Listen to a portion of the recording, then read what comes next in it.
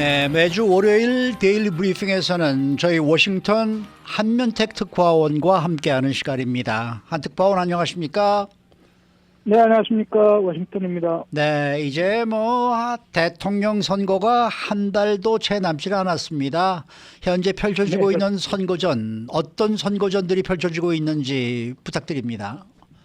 네, 스타들이 또 총출동하고 등판하고 있습니다. 트럼프 전 대통령은 잘 아시다시피 솔로 무대로 이제 꾸며져 왔었는데요. 거의 유일하게 지금 스타급 연사로는 지지자로는 일론 머스크가 꼽히고 있습니다. 네. 지난 토요일에 드라마틱한 모습을 또 보여줬습니다. 왜냐하면은 이제 근석 달 7월 13일이었으니까 아직 석 달이 좀 안 됐습니다만은 그야말로 또 첫 번째 암살 기도가 있었던, 그래서 총탄인지 총알인지 산탄인지는 확실치는 않습니다만은 일단 귀에 맞아서 피를 흘리면서 상처를 입지 않았습니까? 네. 그래도 그것을 하여튼 그 총알이 스쳤든 모았든 엄청난 생사의 고비를 넘긴 것은 분명한 것 같은데요. 그런 첫 번째 암살 시도가 있었던 펜실베니아 버틀러 지역에 다시 방문을 했습니다. 근데 엄청난 인파를 또 불러 모았습니다. 그 당시 석 달 전에 현장을 목격했던 사람들도 대부분 다시 나왔던 것으로 보이고요. 이 토요 무대를 보면은 그야말로 이제 불사조가 다시 등장한 그런 아주 장엄한 무대이기도 하고, 엄청난 노래도 있고, 이제 그런 큰 대형 깃발과 또는 이제 아주 심플한 메시지, 미국을 다시 위대하게 만들려고 지금 시도를 하고 있다라는 그런 트럼프 후보의 심플한 메시지부터 울려 퍼지는 그런 무대가 마련됐습니다. 여기에 이제 하나 더 추가된 것이 바로 일론 머스크까지 등장한 겁니다. 네. 일론 머스크를 아주 찬사를 보내면서 소개를 하는데, 또 껑충껑충 뛰면서 연단에 올랐거든요. 그리고 정말로 이제 53살인가 그렇죠? 네. 일론 머스크가 50대인데도 78세의 트럼프 후보를 지지를 하면서 아주 위기에 진정한 이런 태도, 성격의 테스트는 그런 위기의 순간에서 이제 드러나는데, 총알을 맞아서 피를 철철 흘리면서도 파이트 이렇게 이제 외친 그런 분이 바로 이 도널드 트럼프다. 미국은 홈 오브 브레이브, 정말로 용감한 사람들의 고향으로 불리고 있는데, 그런 홈 오브 브레이브에 미국을 대표할 사람이 누구겠느냐. 그래서 이제 트럼프 후보다라는 점을 답변을 청중들이 할 수 있도록 유도하는 모습을 보였습니다.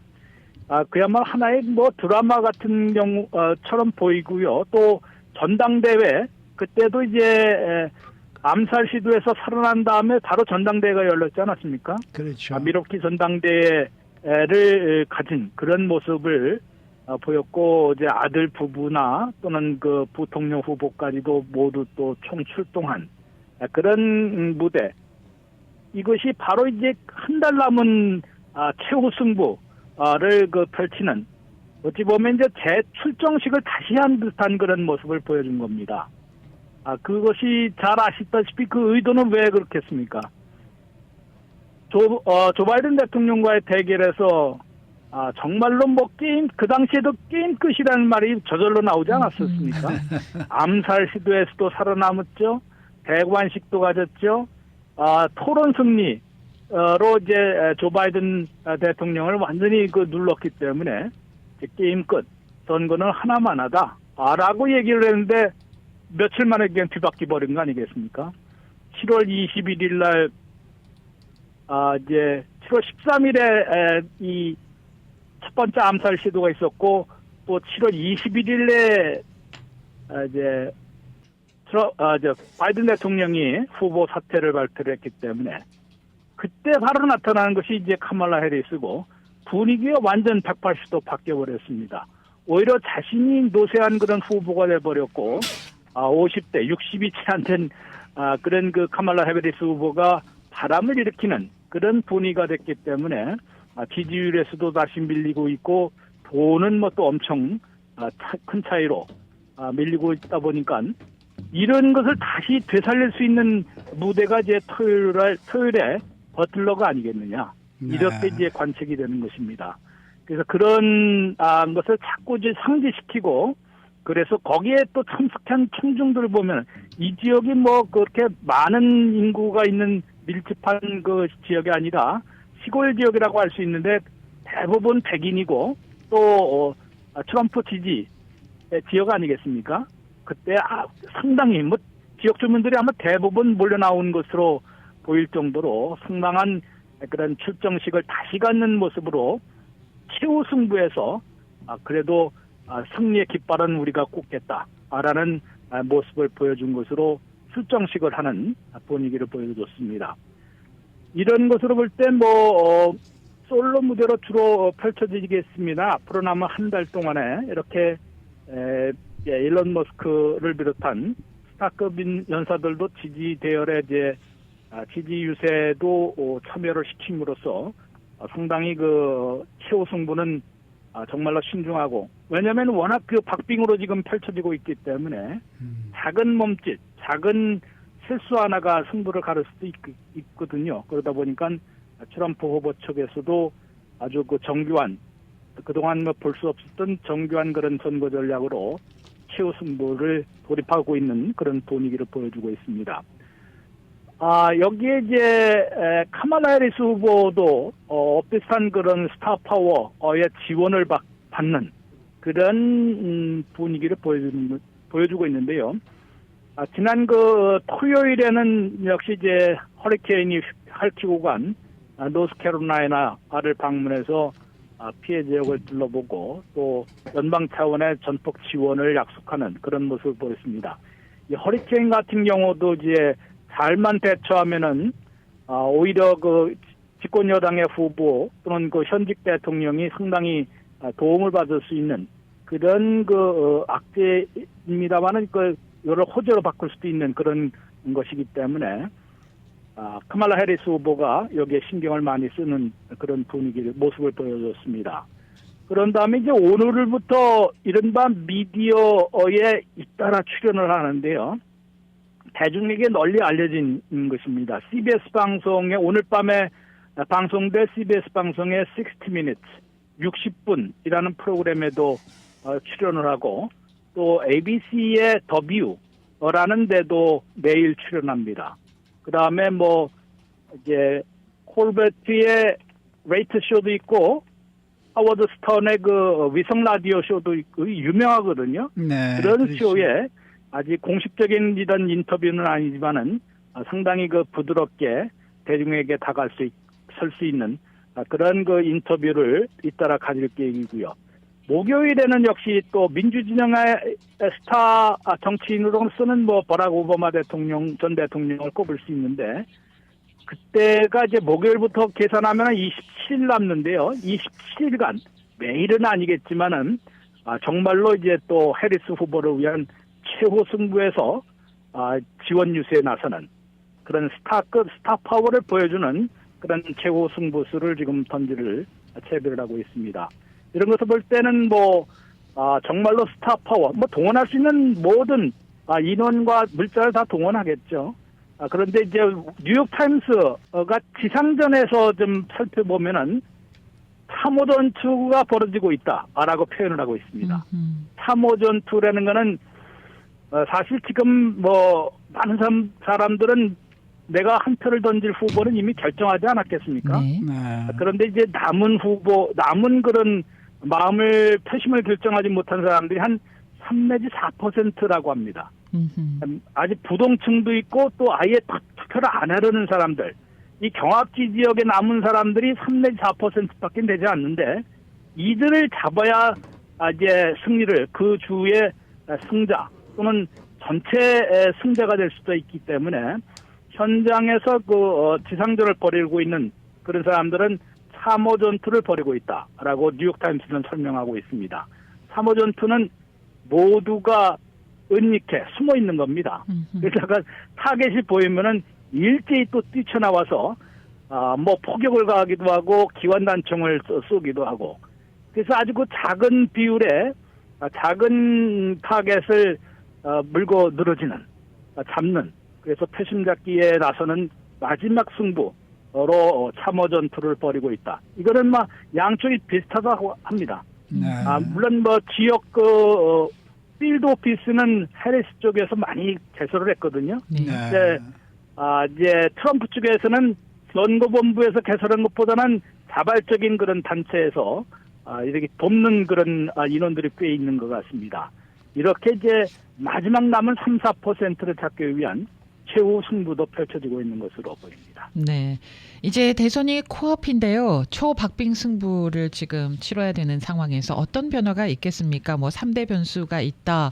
그 3대 변수 가운데는 뭐 중동 사태로 인한 오일 쇼크가 막바지 최대 변수다, 이런 얘기들이 나오고 있는데 이 부분에서도 좀 그렇죠. 정리해 주시죠. 아무래도 뭐 외부 변수는 이게 또 미국 대통령 후보들이 마음대로 뭐 통제할 수 있는 건 아니지 않습니까? 그렇죠. 그러다 보니까 중동 전원이 지금 심상치가 않고, 이번에는 뭐 이스라엘과 하마스, 이스라엘과 헤즈볼라의 대결은 사실 국가 대 국가의 대결은 아니지 않습니까? 네.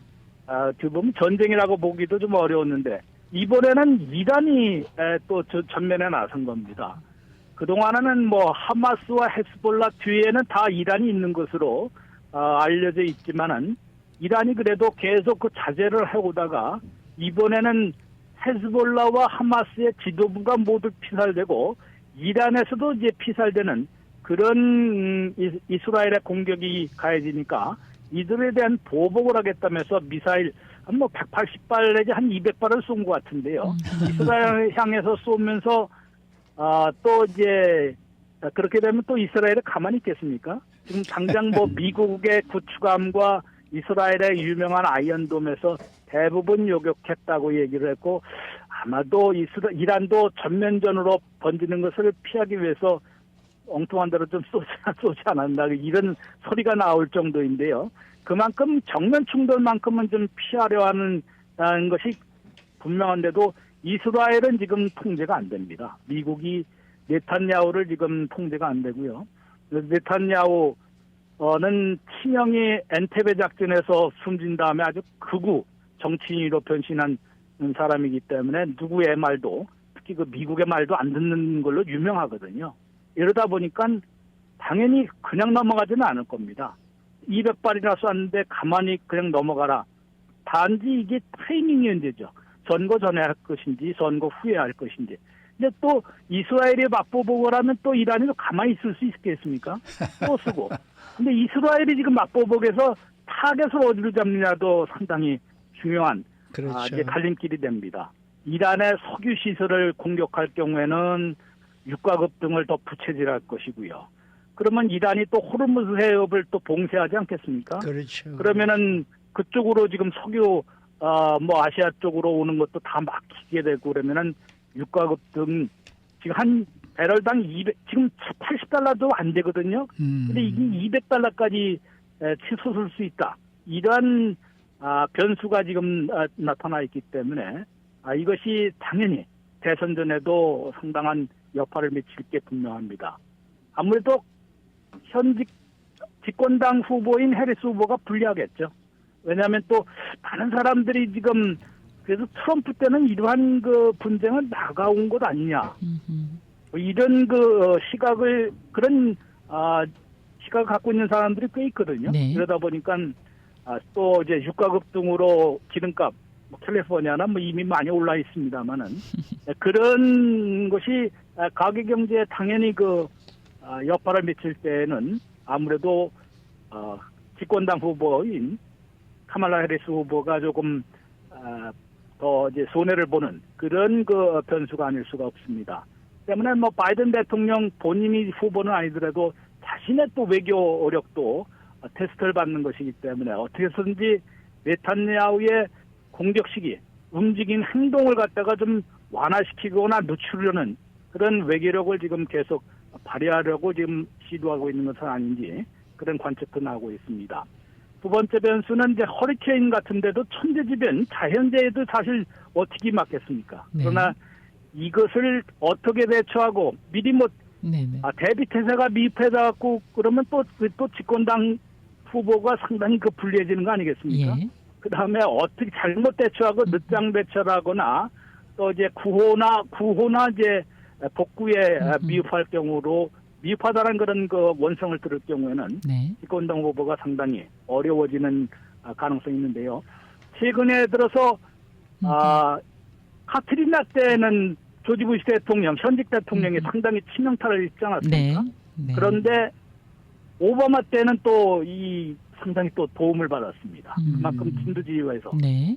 그다음에 세 번째 변수는 지금 부두 노조 파업이 사흘 만에 끝났기 때문에 그런데 그렇죠. 이것도 자칫했으면 연말되먹고 다 망쳐버릴 경우는 그럼요. 또 집권당 후보가 네. 상당히 그렇죠. 어려워지는 그런 네. 것이었는데 네. 일단 고비를 넘겼지 않았습니까? 네. 그렇죠. 그러나 불씨가 완전히 꺼진 것도 아니고 그러한 경제적 돌발 사태는 아무 때나 또 발생할 수가 있기 때문에 아무튼 네. 지금 집권 여당의 후보가 상당히 좀 위태위태한 예. 그런 살얼음판을 걸어야 할 것으로 보입니다. 네. 네, 네.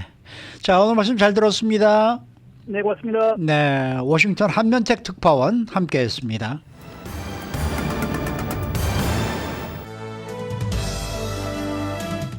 인사이드 아메리카. 네, 이곳 LA 카운티에서 노숙자 문제 해결을 위해서 판매세, 세일즈 텍스를 0.25% 인상하자라는 주민 발의안 A에 대해서 찬성하는 의견이 통과에 필요한 과반에 거의 가까워졌다라는 새로운 여론조사 결과가 발표됐습니다.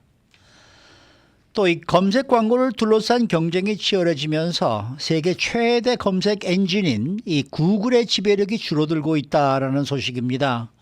구글의 내년도 점유율은 50% 이하로 떨어질 것으로 관측이 되고 있는데요. 박현경 기자. 네, 안녕하십니까. 우선 노숙자 문제 해결을 위해서 LA 카운티에서 이 판매 세금을 지금보다 0.25%포인트 올리자 이런 주민 발의안 A에 대한 지지율 변화가 생겨났네요. 네, LA 카운티 유권자들이 오는 11월 선거에서 결정하는 이 메저 A에 대해서 지난달 말 여론조사가 실시됐는데 그 조사 결과가 한 달 전과는 달라지면서 주민 발의안 통과에 조금 더 가까워지게 됐습니다. 새 여론조사는 9월 25일부터 10월 1일까지 LA타임스가 공동 스폰해서 UC 버클리 정치학연구소에서 실시해서 오차 범위는 플러스 마이너스 3%로 오늘 그 결과가 나왔습니다. 메저 A에 찬성하겠다라고 투표하겠다고 답한 응답자가 반대하는 쪽에 투표하겠다는 응답자보다 좀 더 많게 나왔습니다. 찬성 49%, 반대 33%였습니다. 그 이전 조사 때보다 찬성 비율이 더 높아진 거죠. 네, 한 달 전인 8월 조사 당시보다 찬성 응답이 2%포인트 더 높아진 걸로 나왔습니다. 그때 당시엔 47%가 찬성 쪽에 투표하겠다고 답했고요. 36%가 반대에 투표하겠다고 했습니다. 그런데 이번에 찬성 비율은 좀 더 높아진 반면 반대 비율은 조금 더 낮아진 겁니다. 이 메저 A는 과반이 돼야 통과되는 거죠? 맞습니다. 그런데 이번 여론조사 결과에서 그에 매우 근접한 49% 찬성이 나온 것이어서 통과 가능성에 조금은 더 가까워졌다고 보는 건데요. 그렇지만 찬성과 반대 그 차이는 이번이나 저번 조사 모두 오차 범위 내에 있습니다. 이번 조사를 이끈 UC 버클리 정치학연구소의 마크 디카메이오 디렉터는 이렇게 밝혔습니다. 현재 여론조사에서 49%가 찬성한다고 밝혔고 8월 조사에선 47%가 찬성한다고 답했는데 통계적으로 보면 실제로는 큰 변화는 없는 것이었다고 말했습니다. 그러면서 이번 새로운 조사 결과를 보면 경쟁이 얼마나 치열한지 그 자신의 결론을 뒷받침한다고 밝혔습니다. 네. 그러면은 지금 상황에서 보면은 아직 결정을 하지 못한 유권자들에 의해서 그 통과 여부가 달라지겠네요. 네, 잘 모르겠다고 답한 비율도 예. 적지 않거든요. 예. 전체 17% 응답자가 아직 마음의 결정을 못했다고 했습니다. 8월 조사 때와 이건 같은 비율이었습니다. 그래도 이번 조사에서 이 메저 A 찬성에 투표하겠다는 응답자 비율이 조금이나마 더 많아졌다는 거는 이 판매세 인상으로 조성된 자금이 효과적으로 쓰일 것이다. 이렇게 보는 유권자들이 늘어난 거 아니겠습니까? 그런데 이번 조사에서 그 부분에 대해서도 알아봤는데 그렇게 나오진 않았습니다. 아하. 조사 두 번째 질문에서 이에 대해 물어봤는데요. 메저 A를 통해 조성된 자금이 효과적일 것이다 라는 데는 그렇게 낙관적이지 않았습니다. 단 33%만 메저 A가 노숙자 문제를 크게 줄일 것으로 기대했습니다. 반면 보다 많은 38% 응답자는 그렇지 않을 것이라고 생각했습니다. 그리고 29%는 잘 모르겠다고 했고요. 이건 지난 8월 메저 H의 효과에 대한 질문대와 비슷한 의견이었습니다. 네.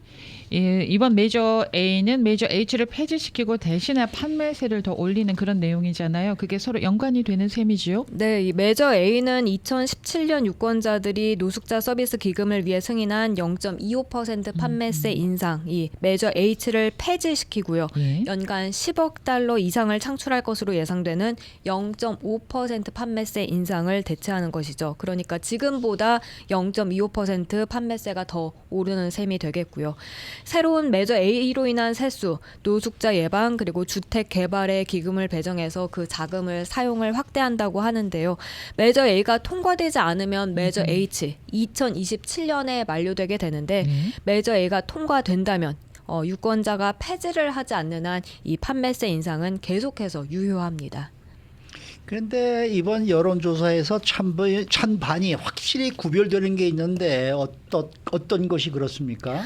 메저 A에 대한 지지가 큰 유권자들을 살펴보니까 40살 미만 젊은 층에서 56%나 찬성의 뜻을 나타냈고요. 네. 진보층에선 71%가 찬성한 것으로 조사됐습니다. 예. 그리고 연봉으로 봤을 땐 4만 달러 미만 버는 계층에서 메저 A를 많이 지지했는데 예. 여기서 찬성이 57%, 반대 37%, 미정 6%였습니다. 오호. 그런데 여기서 가장 두드러진 차이는 바로 성별의 차이라면서요. 여성이 예. 60%나 메저 A를 찬성했고요. 22%만 여성은 반대했습니다. 예. 그런데 남성을 보면 47%가 반대했고 37%만 찬성했습니다. 이건 캠페인 측에 보면 긍정적인 신호가 될 수 있다는 평가가 나왔는데요. 왜냐하면 투표소에서 보통 여성이 남성보다는 더 많기 때문이라고 이 디카미오 그렇습니까? 디렉터는 풀이했습니다. 네.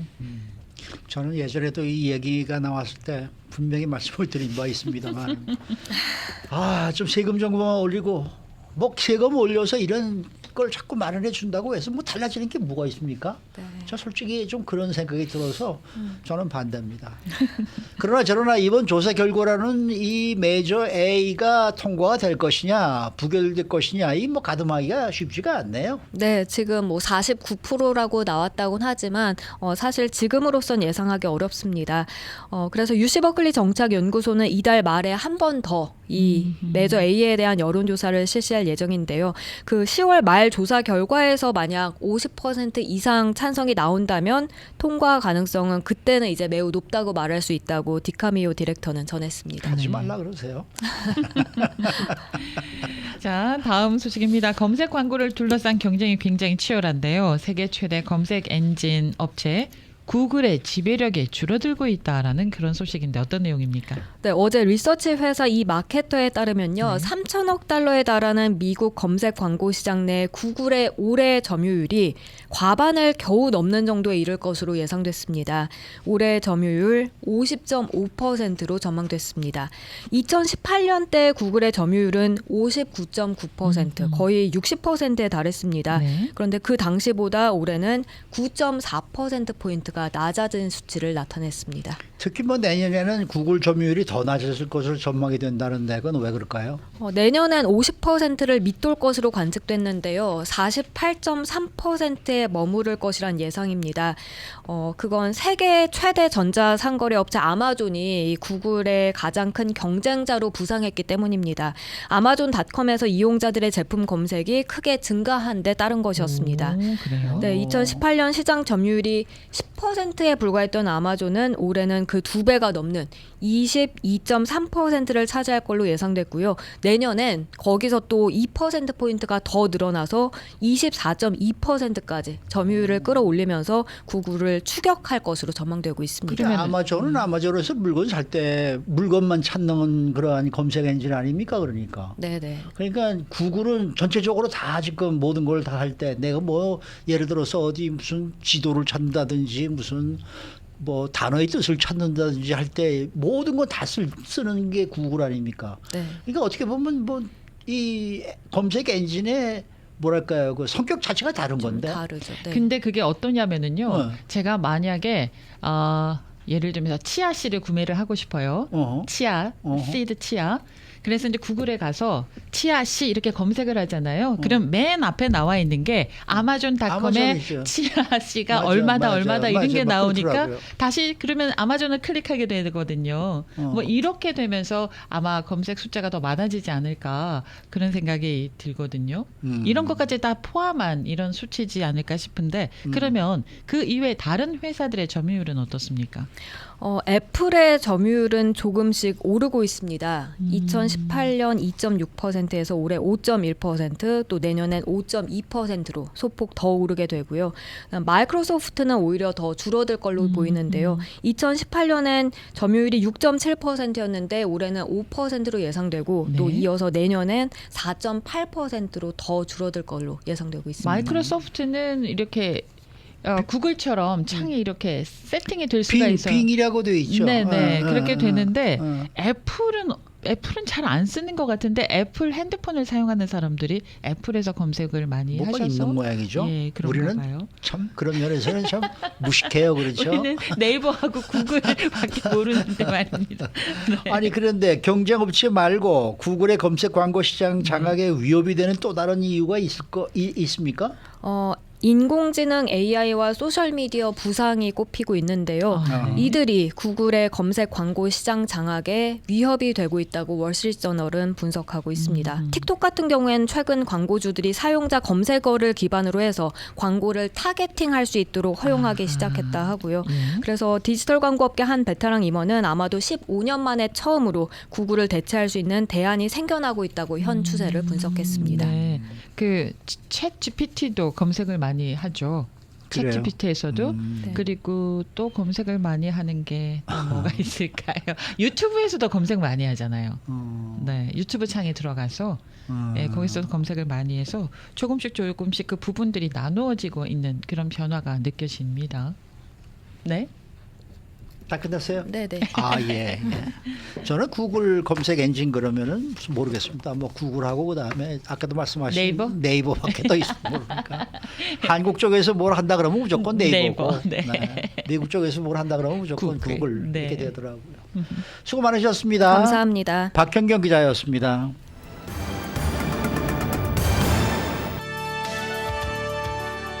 이슈 투데이. 네, 오늘은 심장내과 전문의 조재형 박사와 함께하는 날입니다. 조 박사님 안녕하십니까? 네, 안녕하세요. 네. 요즘 이 동기들을 만나서 이렇게 얘기를 하다 보면 항상 물어보는 게 있더라고요. 야, 너는 피쉬 오일이냐 먹느냐? 피쉬 오일, 생선 오일이죠. 그러니까 그거 먹느냐라고 물어봐서 그게 뭐냐 그랬더니 뭐 오메가 3도 있고 오메가 6도 있고 뭐 이런 얘기들을 하던데 이 오메가 3라는 거는 언제 먹는 건 무엇 때문에 먹는 겁니까? 네네. 일단은 요즘 그 한인 시니어분들께서 이제 피쉬 오일이나 오메가 3 이런 거에 대해서 저한테 굉장히 질문을 많이 해주셔서요. 네. 이제 이 피쉬 오일의 이제 유래를 보면 예전에 이제 그린란드에 있는 사람들을 조사를 해봤더니 심장병 발병률이 굉장히 낮은 거를 이제 알아차려가지고 그럼 이 사람들이 어떤 음식을 먹길래 이렇게 심장병 발병률이 낮은지 보니까 생선을 굉장히 많이 섭취하는 거를 알아냈거든요. 그래서 이제 저희가 연구를 하다 보니까 생선에 있는 fat, 그러니까 지방이죠. 그러니까 네. 고기에서 나온 지방보다 생선에서 나온 지방이 조금 더 건강에 좋더라 이런 걸 저희가 알아내게 됐고요. 그거를 더 연구하다 보니까 이제 피쉬 오일이라는 거를 이제 저희가 정제해서 피쉬 오일을 사람들한테 먹여봤더니 실제로 이제 중성 지방이 굉장히 낮아지는 효과가 있었어요. 그래서 그때 당시에 굉장히 곽광을 받고 그러면 이 피쉬 오일을 먹으면 중성 지방이 낮아져서 심장병을 예방할 수 있지 않을까 이런 의도에서 이제 피쉬 오일, 그러니까 생선 지방이 되겠죠. 네. 거기에 대한 연구가 괜히 많이 됐었고요. 그래서 처음에는 이제 아시다시피 피쉬 오일 태블릿을 많이 먹었어요. 요즘에도 많이 팔고 있고요. 네. 그래서 이제 생선에서 뭐 어떤 생선에서 이제 추출하느냐에 따라 다르겠죠. 제가 듣기로는 뭐 희귀한 생선, 뭐 캐나다에서는 뭐 물개에서 나온 뭐 피쉬 오일 이런 것도 있고 막 그렇다 그러던데. 하여튼간 이 피쉬 오일이 굉장히 각광을 받았었는데 피쉬 오일이라고 하면은 굉장히 많은 성분이 있거든요. 네. 연구를 더 해보니까 피쉬 오일에는 2가지의 성분이 들어 있었어요. 오메가 3 지방산과 오메가 6 지방산.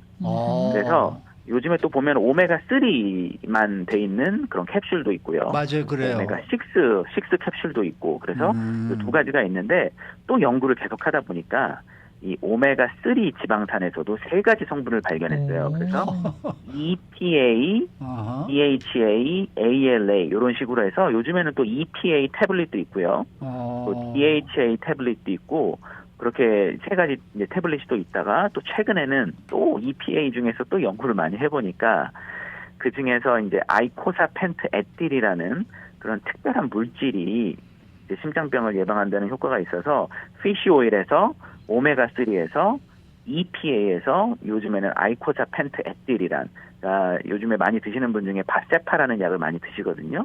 또 이렇게 여러 가지 이렇게 분류가 되는데 일단은 이 피쉬 오일, 오메가3, EPA 같은 성분은 모든 사람이 먹었을 때 효과를 보는 건 아니거든요.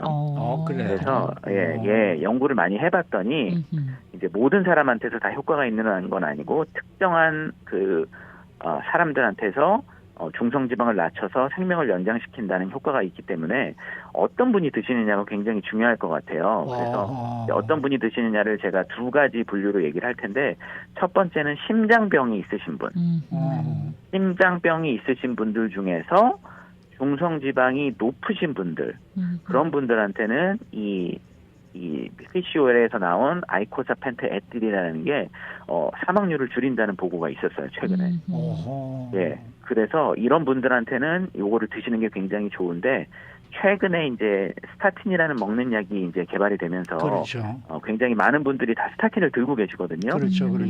스타틴을 잘 드시고 식이 조절을 하고 운동을 하시면 또 중성지방이 굉장히 많이 떨어지기 때문에 실제로 이 약을 드셔야 되는 분들은 드물어요. 하지만 유전적으로 중성지방이 많으시거나 또 식이 습관이 이제 기름진 음식이나 아니면 튀긴 음식이나 이런 걸 좋아하시는 분들은 중성지방이 높으신 분들은 이런 걸 드시면 좋고요. 그다음에 2번째 이런 오메가3 EPA 같은 게 도움이 되는 분들은 당뇨병이 있으신 분들 중에 심장질환 위험 인자가 많으신 분들, 예를 들어서 당뇨병도 있고 고혈압도 있고 콜레스테롤도 있고 대동맥 질환도 있고 이렇게 여러 가지 원인이 있으신 분들은 그런 분들 중에 중성지방이 높으신 분들에 한해서는 이 오메가3 EPA 바세파 같은 게 이제 심장병의 위험을 줄인다 이렇게 돼 있거든요. 그래서 모든 분들이 다 드셔야 되는 건 아니고요. 심장질환 환자나 당뇨병이 있으면서 심장질환 위험 인자가 있으신 분들에 한해서 중성지방이 높으신 분들 그런 분들에게만 선별적으로 저희가 처방을 하고 있는 그런 약이 되겠습니다. 네. 그런데 앞서 말씀하실 때요. 피쉬 오일에 오메가3도 있지만 오메가6도 있다고 얘기하셨거든요. 그런데 우리가 통상적으로 알기는 오메가6는 살을 찌게 한다. 이렇게 통상적으로 알고 있는데요. 이 오메가3와 6의 비율이 어느 정도나 되는지 첫 번째 질문은, 두 번째는 오메가6를 진짜 많이 먹으면 살이 찌는 체질로 바뀌는지 궁금합니다. 네네. 일단은 이 피쉬 오일이기 때문에 오일은 굉장히 칼로리가 많거든요. 그래서 오메가3 이제 이 피쉬 오일을 많이 드시다 보면 그 오일에 있는 칼로리 때문에 살이 찌시는 분들도 있는데 살이 찌는 거는 이제 부작용 중에 하나죠. 그리고 모든 분들이 다 살이 안 찌고 잘 드시기 때문에 살 찌실 걱정은 안 하셔도 되고 이제 오메가3도 있고 6도 있기 때문에 둘 중에 잘 선택하셔야 되는데 6는 잘 저희가 사용하지는 않고요. 보통 오메가3 중에서도 EPA, 그러니까 피쉬 오일을 드시는 것보다는 오메가3를 드시는 게 좋고 오메가3를 드시는 것보다는 EPA를 드시는 게 좋고 네. EPA를 드시는 것보다는 아이코사펜트 에틸이라는 그러니까 한 가지 성분만 드시는 게 제일 좋거든요. 그래서 네. 피쉬 오일이나 오메가3보다는 EPA나 아이코사펜트 에틸을 드시는 게 좋을 것 같습니다. 그리고 또 한 가지 질문이 또 생각났습니다. 우리 아마씨 있잖아요. 치아씨하고 아마씨에 오메가3가 많다 그래가지고 한때 막 열풍이 불었었거든요. 그러니까 피쉬 네네. 오일이나 또는 특별히 오메가3 이런 거 말고 치아씨나 아마씨를 먹는 것도 도움이 될까요? 제가 그쪽에 대해서는 잘 조사도 안 해보고 연구를 안 해봐서 모르겠는데요. 네. 일단은 제가 알기로는 네. 그 심장병 질환의 예방에 치료에 도움이 된다고 알려진 거는 피쉬 오일에서 나온 오메가3에서 나온 EPA이기 때문에 네. 다른 데 있는 오메가3보다는 이미 검증이 된 그런 피쉬 오일에서 나온 오메가3 중에 있는 EPA를 드시는 게 더 좋을 것 같습니다. 알겠습니다. 네. 그러면은 중성 지방이 높으면은 스테틴을 안 먹고 EPA를 먹는 게 좋다는 말씀이세요? 일단은 심장질환 환자나 당뇨병 환자 중에 심장질환 위험 인자가 높은 분들에 한해서 그런 분들에 한해서 만약에 스타틴이 필요하면 무조건 먼저 스타틴을 드셔야 되고요. 네, 무조건 스타틴은 먼저 1차적인 약제고 스타틴을 드시고 계신데 중성지방이 높으면 그때 저희가 EPA를 추가를 하는 거고요. 드물게는 이제 LDL 콜레스테롤은 괜찮지만 중성지방이 높으신 분들이 있어요. 그러신 분들은 이제 EPA를 드시는 게 도움이 되겠지만 거의 대부분 모든 환자에서는 나쁜 콜레스테롤인 LDL도 높고 중성지방도 높기 때문에 대부분의 환자는 스타틴을 먹고 추가로 이제 EPA를 드시는 그런 분들이 되겠습니다. 그러면은 이 오메가3의 적정량은 하루에 어느 정도를 먹는 거예요? 네네. 그 정제하는 방법에 따라 다 다른데요. 일단 제일 좋은 거는 그 약을 사셨을 때 그 약에 있는 바틀에 있는 인스트럭션 그 주의사항을 잘 읽어보시고 얼마를 드셔야 되는지 보는 게 중요한데요. 이 EPA나 아이코사펜트 에틸 같은 경우에는 2g을 하루에 2번 먹으라고 되어 있습니다. 하루에 4g씩이나? 한 알이 하루에 4g이 적정량이라고 되어 있어서 네, 그래서 보통 1g짜리가 있으면 2알씩 2번 드시는데요. 그것도 마찬가지로 이제 그 뒤에 있는 사용 방법을 잘 보셔서 거기에 있는 용량에 맞춰서 드시는 게 제일 좋겠습니다. 예. 그 유튜브 창으로 질문 주시는 분이 계시는데요. 중성 지방 수치가 630으로 나오는데 오메가3 가운데 어느 것을 먹어야 효과가 있습니까? 라는 질문이 있습니다. 네, 일단 중성 지방은 150까지가 정상이고 150까지가요? 630이면 굉장히 높으신 거거든요. 굉장히 높은 거네. 예. 네. 근데 또 이 중성 지방은 굉장히 그 수치를 해석할 때 중요한 게 식사의 타이밍과 굉장히 관련이 있어요. 그래서 예를 들어서 뭐 기름진 음식을 1시에 먹고 점심으로 먹고 2시나 3시에 피검사를 했다. 그럼 중성 지방이 당연히 높아져 있거든요. 네. 네. 그래서 중성 지방을 검사하실 때는 반드시 금식을 하시고 금식을 8시간 정도 금식을 하시고 그다음에 피검사를 하셔야 되고요. 또 8시간 금식을 하셨더라도 이 식습관에 따라서 굉장히 차이가 나기 때문에 탄수화물을 많이 먹는 식습관을 가지신 분이라던가 기름기 있는 음식을 많이 먹으시는 그런 분들은 그런 음식을 좀 피하신 다음에 금식을 8시간 하시고 피검사를 하시면은 이 중성지방이 많이 떨어져 있는 걸 알 수 있거든요. 그래서 그렇게 검사를 다시 한번 해보시는 걸 추천드리고요. 630은 너무 높기 때문에. 예. 그래서 그렇게 검사를 다시 하셨는데도 높다.